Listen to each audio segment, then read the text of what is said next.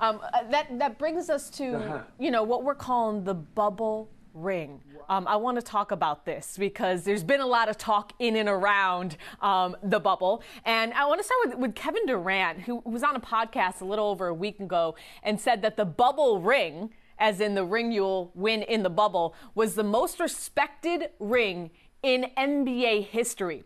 Meanwhile, Scottie Pippen is saying the opposite. He tells Business Insider that it's not NBA basketball. It's not the hard grind. It's not the travel. It's not the fans. It's not the distraction. Really, to me, here's the disrespect. It's pickup basketball. Here's what LeBron James said about his bubble experience. The only one of those two who were actually in the bubble.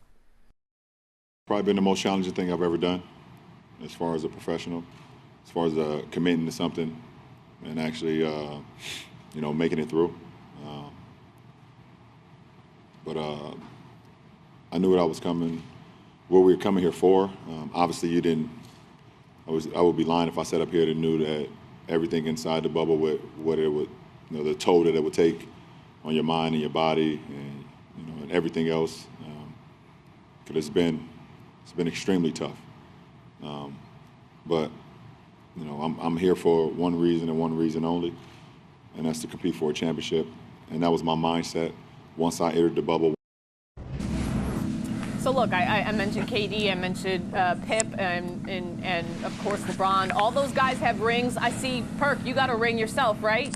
Let's see it. I see you flashing it. You really did bring out all the big guns for game one, that's for sure. You said, you went on our text chain, was like, I have some words for Scottie Pippen, so you have the floor, my friend. Well, first of all, I'm shocked that I actually agree with Kevin Durant on something. Maybe this is coming to a means of healing our friendship, right? But look, much respect to Scottie Pippen, top 50 greatest of all time. Every time I be around him and had the pleasure to work with him, seemed like a cool dude. But what he said, his comments were so disrespectful and so out of bounds, right? And just think about the basketball aspect of it. Guys are out there competing. It's a reason that you fight for home court advantage in the regular season is because if you have a Game 7, you want to be at home in front of your home crowd because fans help you win ball games. How many times have we seen in post-game interviews where guys have said the fans won this game for us? They really mean that. And then address him on another issue, the disrespect to my brother, Rajon Rondo. He didn't just earn playoff Rondo in the bubble. He been had this name. And then take it to another level. I feel like Scottie Pippen didn't think about this before he answered this question.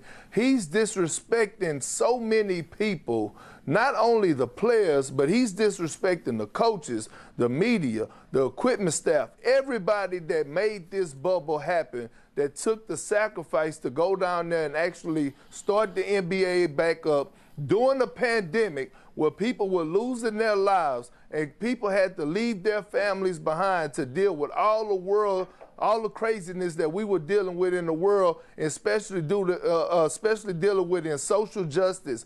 Then we see Doc do a heartfelt speech. We saw Jamal Murray break down in tears after he scored the 50-piece, talking about justice for Breonna Taylor. We seen Jaylen Brown bring it up numerous of times. Hell, they even boycotted games in the bubble. Paul George talked about how mental health is a real issue, how the bubble was getting the best of them. You see so many people. Cassidy, when you got home, you was just like, oh, I get to see my family, my husband, my daughter. Like, so many people I was watching, from Dame Lillard, C.J. McCollum. All these people were so happy to get home to see their family. It felt like they were doing a bid. So with Scottie, it's like, bro, do you not realize what these guys had to sacrifice and how hard it was to be down in that bubble, to go through quarantine, to go through seeing everybody every single day in an isolated area? And by the way, he talking about this, that is not like, it's like pickup ball. This was some of the best basketball that I've seen in a long time. Guys were competing their tails off, and I felt like Scottie was completely out of line for this, and he was so disrespectful to so many people by saying what he said. I mean, what are your thoughts? Wow. Perk went with the flamethrower. He just took him apart. I mean, show me the lie, though, but your thoughts.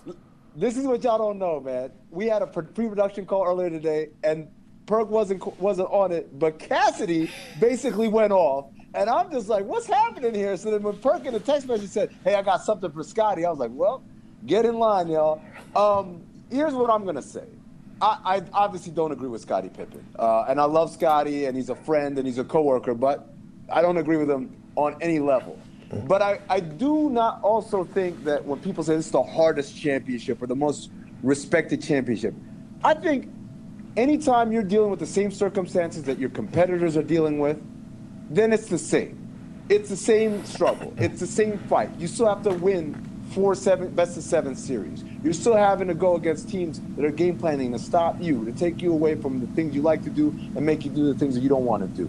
You're still going through all those rhythms. So whether or not we traveled, whether or not there were fans in the building, whether or not there were distractions, to me it's irrelevant, because it's not like, oh, the Lakers didn't have to go through that, but Miami did. Everyone's going through the same stuff. And I agree with Perk. What we've seen is the purest form of basketball. It's not pickup basketball. It's the highest form of basketball. Cassidy, you actually brought this up on the call earlier. This is the first playoffs I can remember in a long time where nobody got hurt. I mean, yeah, like Giannis rolled his ankle, but we already knew that series was over. And yeah, Damian Lillard got hurt, but we already knew that series was over. For the first time in a long time, we got every series people with their full-strength rosters, and it just wasn't good enough when you got knocked out. And so what we see today is 2 teams that game planned and won off the merits of themselves and not because they got a lucky break here or there. Yeah, I mean, and the argument that, that there are no distractions, and him saying that, hey, there's no fans, there's no hotel rooms, there's no bad travel. He's making the point that this is really pure basketball. And so when you break it down, then this has to be one of the hardest championships, because it really just pits you're the best of the best at basketball. You don't play the game in your hotel room. You don't play the game on the airplanes. You play the game on the court. So if guys, so what? If Rondo has now become Steph Curry from 3, the other team has to beat that. I mean, my point really is, as someone who was in the bubble, and the NBA has done an incredible job to make people as comfortable as possible, but there are still sacrifices that people who are not and have not been in the bubble just can't understand. And you're dealing with 2 teams who have been there for over 2 months. Without, like, LeBron James hasn't seen his kids. And in the many conversations I had with him, it's hard. And, like, little things where they don't, yes, he has his hyperbolic chamber to, like, fix his body. But, like, I asked him to, like, little small examples, just because I'm trying to give you tangible things. Like, these guys are so used to routines. LeBron, he says he eats 4 meals a day. Typically every meal is, made by a chef. In the bubble, only one of those meals can be made by a chef. Yes, I'm giving you, like, these are champagne problems, but these are not part of their routines. And I think Scottie was saying, well, things are being catered to them. There's one restaurant, really, in the bubble that these players go to. The media can't go to it. I looked at that restaurant as if it was like Nobu or Carbone. I desperately wanted to go to that restaurant. But these guys are going to that same restaurant every single day. Thanks for watching ESPN on YouTube. For live streaming sports and premium content, subscribe to ESPN+.